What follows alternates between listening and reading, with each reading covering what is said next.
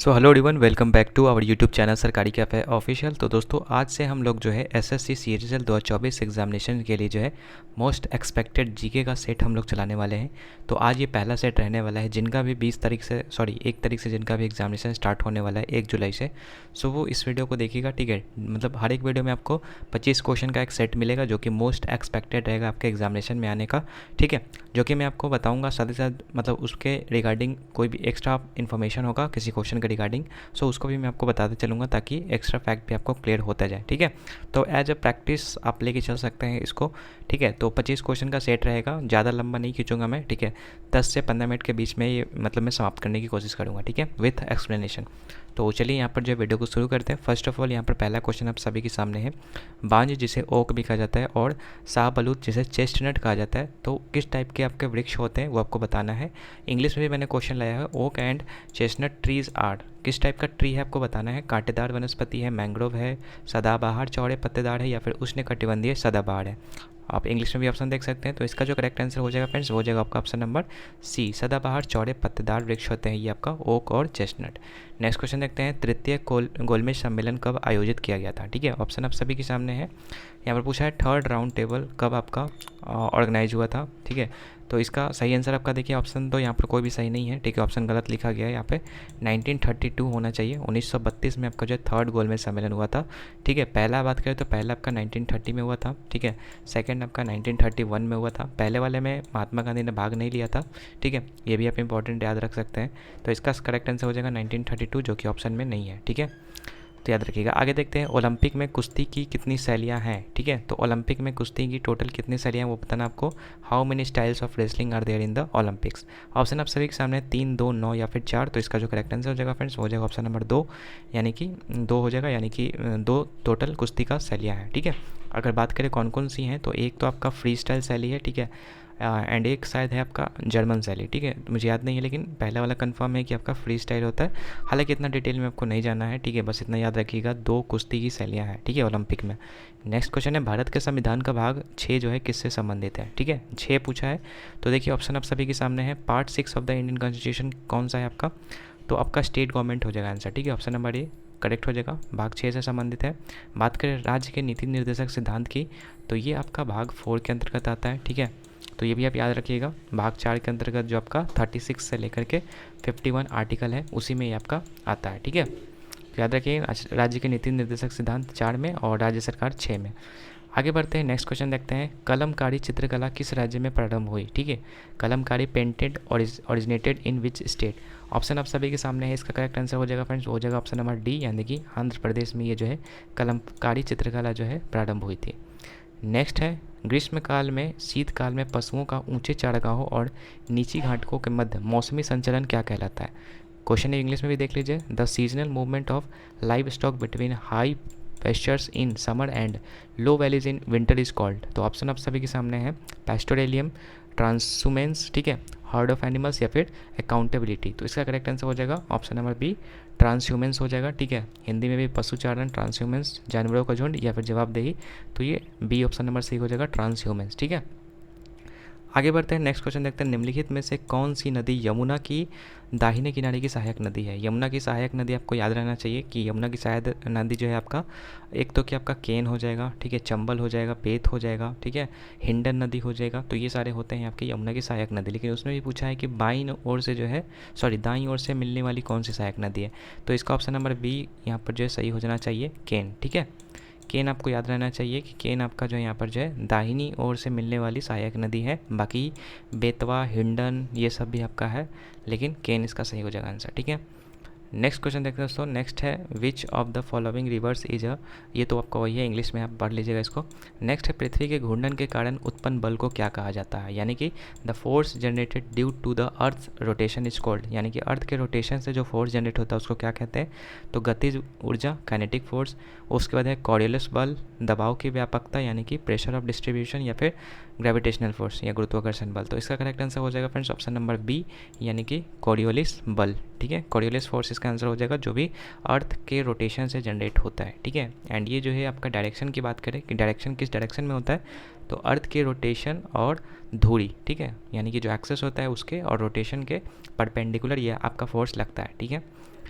Next है सिख धर्म के अंतिम भौतिक गुरु, ठीक है, कौन थे? सिख के अंतिम गुरु कौन थे? तो इजी क्वेश्चन है, आपको याद रहना चाहिए। ऑप्शन नंबर डी इसका करेक्ट हो जाएगा, गुरु गोविंद सिंह, ठीक है। ये 10वें गुरु थे, ठीक है, 10th गुरु थे। एंड पहले वाले भी याद रखिएगा, जो संस्थापक थे सिख धर्म के वो थे आपके गुरु नानक देव, ठीक है, तो ये भी आप याद रख सकते हैं। बाकी नेक्स्ट क्वेश्चन देखते हैं, निम्नलिखित में से कौन जो है 7 वर्ष और उससे अधिक आयु के वर्ग में साक्षर जनसंख्या के अनुपात को मापता है, ठीक है। तो इसका करेक्ट आंसर आपको बताना है फ्रेंड्स। तो ऑप्शन आप सभी के सामने है। पहला आप इंग्लिश में देख लीजिए, which of the following measure the ratio of literate population among those age 7 years old. तो ये जो लिटरेसी रेट मापता है जिसका भी 7 साल से ऊपर एज हो जाता है, ठीक है। तो साक्षरता दर याद रखिएगा। अगर बात करें फ्रेंड्स यहाँ पर जो है भारत की 2011 जनगणना के अनुसार ओवरऑल कितना लिटरेसी रेट था, तो वो था आपका 74.4%। ये भी आप याद रखिएगा, ये भी क्वेश्चन आपका आता है, ठीक है। एंड अगर बात करें फ्रेंड्स सबसे ज़्यादा यहाँ पर जो लिटरेसी रेट कहाँ पर था, तो वो था आपका केरला में, ठीक है।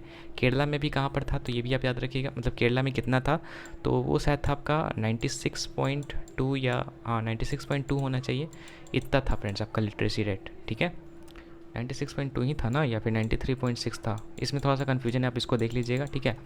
नेक्स्ट है यहाँ पर जो है नई संशोधित सार्वजनिक वितरण प्रणाली जिसे RPDS कहा जाता है, कब शुरू किया गया, ठीक है, यानी कि the new revised public distribution system. RPDS का फुल फॉर्म ये रिवाइज पब्लिक डिस्ट्रीब्यूशन सिस्टम होता है। तो इसका लॉन्च जो है कब हुआ था, तो याद रखिएगा 1992 में हुआ था, ठीक है।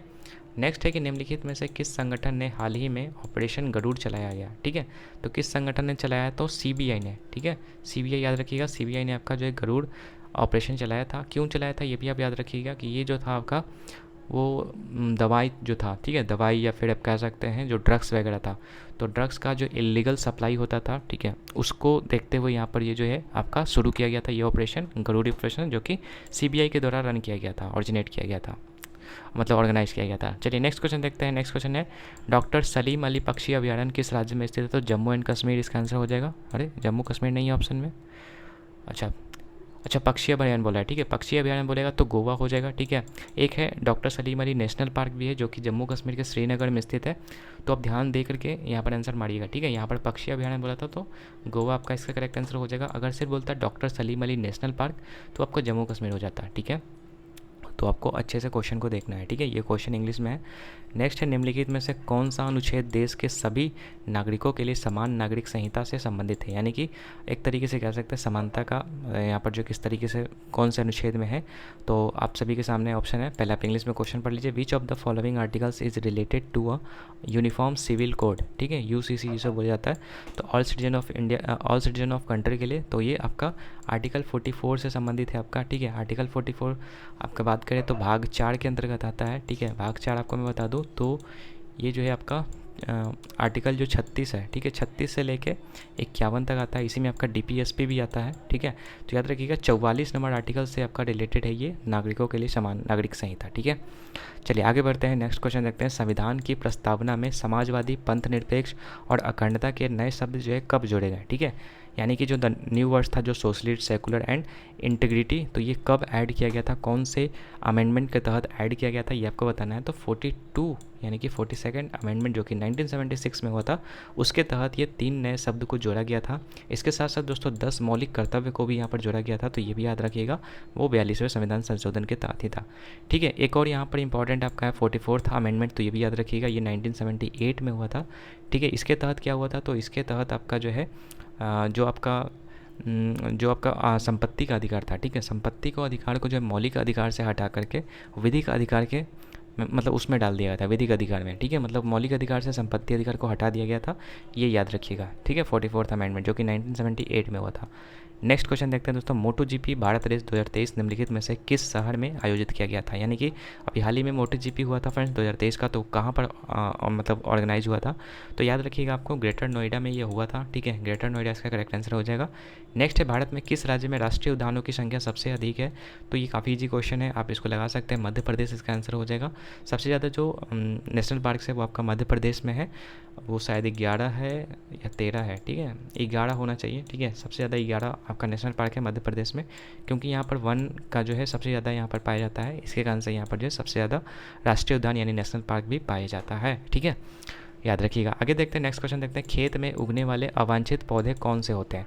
तो देखिए इसका इजी क्वेश्चन, ये इजी क्वेश्चन है आपका, खरपतवार इसका आंसर हो जाएगा। जो खेत में अवांछित, जिसे कि अनवांटेड प्लांट्स बोलते हैं, ठीक है, तो वो आपका जो है खरपतवार कहलाता है, वीड्स कहलाता है, ठीक है। चलिए आगे देखते हैं, निम्नलिखित में से किस गुफा में प्रसिद्ध चित्रकला मरणासन राजकुमारी है। मतलब कौन सी गुफा में प्रसिद्ध चित्रकला हुआ है। तो ऑप्शन आप सभी के सामने है, बाघ की गुफाएं, सिटनवासल की गुफाएं, या फिर अजंता की गुफाएं, या फिर एलोरा की गुफाएं। In which of the following caves in the famous painting dying princess. ठीक है, इसका करेक्ट आंसर बताना है। तो इसका करेक्ट आंसर हो जाएगा फ्रेंड्स, वो हो जाएगा आपका अजंता की गुफाएं, ठीक है, जो कि आपका याद रहना चाहिए महाराष्ट्र में जो आपका औरंगाबाद डिस्ट्रिक्ट है, ठीक है, वहाँ पर ये जो है गुफाएं लोकेटेड है। एंड वहीं पर आपका मरणासन राजकुमारी की प्रसिद्ध चित्रकला का साक्ष्य मिलता है, ठीक है। आगे बढ़ते हैं, नेक्स्ट क्वेश्चन देखते हैं। यहाँ पर करंट अफेयर का क्वेश्चन है, महिला क्रिकेट में किस देश ने फरवरी 2023 में छठी बार आईसीसी T20 विश्व कप ट्रॉफी जीता है। तो यहाँ पर देखिए ऑप्शन आप सभी के सामने है। करेक्ट आंसर इसका हो जाएगा फ्रेंड्स, हो जाएगा ऑस्ट्रेलिया, ठीक है, सभी जगह ऑस्ट्रेलिया छाया हुआ है।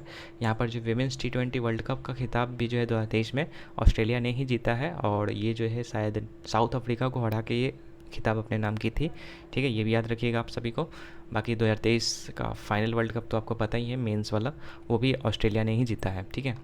आगे बढ़ते हैं, नेक्स्ट है 1912 में किसने ओलंपिक खेलों में पहली बार तैराकी में भाग लिया। ठीक है, तो 1912 का जो ओलंपिक खेल हुआ था तो पहली बार उसमें कौन भाग लिए थे। तो पुरुष महिला, या फिर पुरुष महिला दोनों, या फिर पुरुष हो जाएगा। तो देखिए इसका जो करेक्ट आंसर हो जाएगा वो हो जाएगा महिलाएं, ठीक है, यानी कि महिलाएं जो है सबसे पहले यहाँ पर 1912 में जो ओलंपिक हुआ था, ठीक है, तो उसमें तैराकी में भाग लिए थे, ठीक है, याद रखिएगा। नेक्स्ट क्वेश्चन यहाँ पर है, इंटरनेट कैफ़े, एटीएम बूथ और जो कॉल सेंटर है, ठीक है, यानी कि internet cafe, ATM booth and call centers are example of कौन से आपका सेक्टर का यहाँ पर है। टर्सरी सेक्टर है, बैंकिंग सेक्टर है, क्वार्सनरी सेक्टर है, या फिर प्राइमरी सेक्टर, यानी प्राथमिक, द्वितीयक या तृतीयक, या फिर बैंकिंग क्षेत्र। तो देखिए ये सारे के सारे आपका जो है सर्विस सेक्टर है, यानी कि सेवा क्षेत्र है, एंड सेवा क्षेत्र ज़्यादातर आपका जो है तृतीयक क्षेत्र में आता है। तो ऑप्शन नंबर ए इसका करेक्ट हो जाएगा, तृतीयक क्षेत्र या टर्सरी सेक्टर इसको बोल सकते हैं। बाकी ये फर्स्ट जो प्राइमरी सेक्टर होता है इसमें आपका बेसिकली नेचर से जुड़ा हुआ, जैसे कि आपका खेती हो गया, उसके बाद आपका जो है खेती के साथ साथ पशुपालन हो गया, तो ये सब रिलेटेड है आपका प्राथमिक क्षेत्र से। द्वितीयक क्षेत्र में आपका जो है औद्योग से रिलेटेड आपका था, मतलब कि बड़ी बड़ी कंपनियों के स्थापना के रिगार्डिंग यहाँ पर था, उस वो जो आपका सेकंड, यानी कि जिसको बोलते हैं क्या, हाँ सेकंड ही बोलते हैं उसको, ठीक है, तो वो सेकंड वाले में था। बाकी नेक्स्ट देखते हैं दोस्तों, नेक्स्ट क्वेश्चन है, एक हाइड्रोकार्बन जिसमें 2 कार्बन परमाणु तिहरे बंध से जुड़े होते हैं, ठीक है, 3 बंध से जुड़े हुए होते हैं तो वो आपका हो जाएगा फ्रेंड्स एल्काइन, ठीक है, 3 बंध से जुड़ा रहेगा तो एल्काइन, 2 बंध से जुड़ा रहेगा तो एल्केन उसका आंसर हो जाएगा, याद रखिएगा। तो इसका आंसर आपका सी हो जाएगा। A hydrocarbon is in which 2 carbon atoms are linked by a triple bond, triple bond से एल्काइन आपका याद रखना है, ठीक है, सी हो जाएगा। नेक्स्ट है 24 नंबर, लड़कों में बढ़ते ध्वनि वाक यंत्र को गले के उभरे हुए हिस्से के रूप में देखा जा सकता है, जिसे क्या कहा जाता है। इंग्लिश क्वेश्चन देख लीजिए, the growing voice box in boys can be seen as a protruding part of the throat known as, यानी कि जब मतलब लड़के मतलब ध्वनि का जो वाक्य यंत्र बढ़ता है तो क्या उभरता है वो आपको बताना है। तो देखिए इसका आंसर हो जाएगा कंठ, जिसे कि लैरिंक्स बोला जाता है, ठीक है, तो ऑप्शन नंबर 1 करेक्ट हो जाएगा, ठीक है, लड़कों में ये देखा जाता है। लास्ट क्वेश्चन आज का है, निम्नलिखित में से कौन सा कथन जो है संभारक के रूप में, यानी कि जो जिसे बोलते हैं आइसोटोप्स, ठीक है, आइसोटोप्स के बारे में कौन सा सही है। तो देखिए आइसोटोप्स आपको पता होना चाहिए जिसमें कि आपका एटॉमिक नंबर जो है डिफरेंट होता है लेकिन एटॉमिक मास जो है वो सेम होता है, ठीक है, तो ये होता है संभारक या जिसे कहते हैं आइसोटोप। एक होता है आइसोटोन जो कि होता है जिसमें आपका एटॉमिक नंबर जो है आपका सेम होता है लेकिन एटॉमिक मास जो है वो डिफरेंट होता है। तो यहाँ पर संभारक के लिए पूछा है, तो देखिए पढ़ते हैं, यहाँ पर बोला है समान द्रव्यमान संख्या वाले 2 विभिन्न तत्व होते हैं। तो जी हाँ बिल्कुल सही है, इसमें एटॉमिक नंबर क्या होता है, डिफरेंट होता है, तो ये बिल्कुल सही है। नेक्स्ट बोला है संभारक में भौतिक गुण समान होते हैं। तो जी हाँ दोस्तों, अगर यहाँ पर भार अगर समान है तो उसका भौतिक गुण भी काफ़ी हद तक समान होते हैं। तो ये दोनों ही यहाँ पर आंसर सही है हमारा, तो इसका आंसर हो जाएगा ऑप्शन नंबर सी, यानी कि 1 और 2 दोनों, ठीक है। बाकी यहाँ पर इंग्लिश में क्वेश्चन आप इसको पढ़ सकते हैं। बाकी ये था दोस्तों आज का हमारा 25 क्वेश्चन का सेट। आई होप कि दोस्तों कि आपको यहाँ से ये काफ़ी हेल्पफुल लगा होगा ये वाला सेट, ठीक है। इसी तरीके से आप बोलिएगा तो मैं डेली बेसिस पर आपको जो 2-3 सेट्स ऐसे करवा दूंगा जो कि एग्ज़ाम के लिए आपके काफ़ी ज़्यादा इंपॉर्टेंट होने वाला है। SSC CHSL जो कि आपका 1 जुलाई से आपका स्टार्ट होने वाला है, ठीक है। तो 1 जुलाई से स्टार्ट अभी टाइम है, अगर आप अभी से भी 2-2, 3-3 सेट अगर आप रेगुलर बेसिस पे ऐसा कर लेते हैं तो काफ़ी हद तक क्वेश्चन आपके एग्जामिनेशन में आ जाएंगे, ठीक है। तो आज की इस वीडियो को दोस्तों यहीं पे रखते हैं। बाकी ये कैसा लगा कमेंट सेक्शन में जरूर बताइएगा। अगर आपको इसका PDF चाहिए तो भी कमेंट सेक्शन में बता दीजिएगा, मैं PDF आपको विद आंसर आपको प्रोवाइड कर दूँगा फ्री ऑफ कॉस्ट, ठीक है।